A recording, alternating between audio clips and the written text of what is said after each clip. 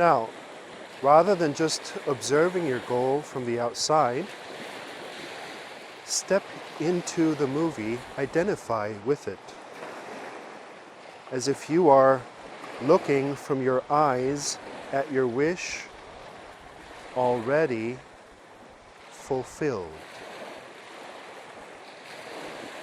So it's really no longer a goal, it's something you stepped into, and you've relocated your consciousness to the place of the wish already fulfilled.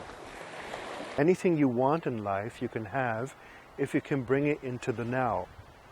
The problem with most of these manifestation and goal setting methods and techniques is that they create a split between the now and some future you don't like, or a thought you don't like that keeps coming up automatically. Let's say every time someone says a certain thing, you react in a certain way. If you take that automatic behavior and make it conscious and deliberate, do it on purpose, every time that happens, it's going to become so conscious that eventually you get rid of it.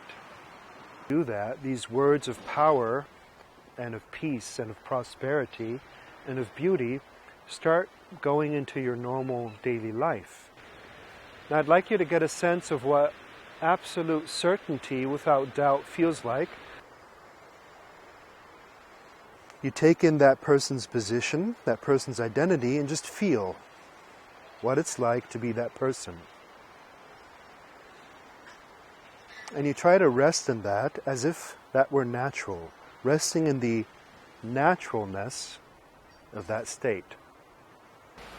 And then, to really test their commitment, I go one step higher and I ask, okay, if this doesn't come true, what are you willing to sacrifice?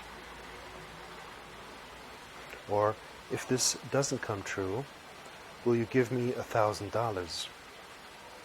Or if it doesn't come true, will you give me $10,000? Or whatever is difficult for that person to pay.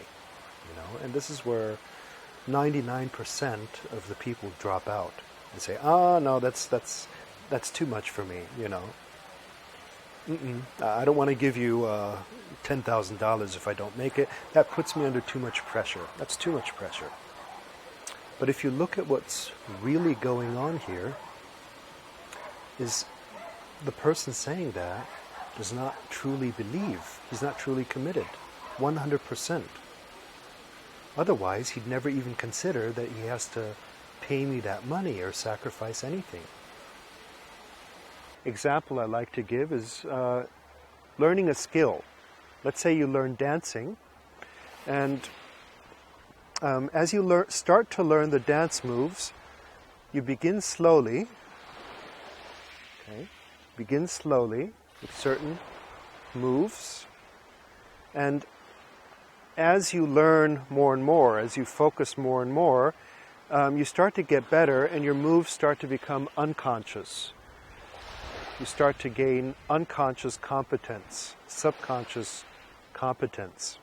And it gets quicker and quicker and quicker, and you get better and better and better, till finally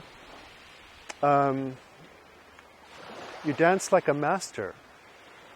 And it's all subconscious. It's all happens effortlessly by itself. And to an outsider who hasn't studied dancing that way, it does look like magic. Okay? But what happens if a mistake comes into your dancing?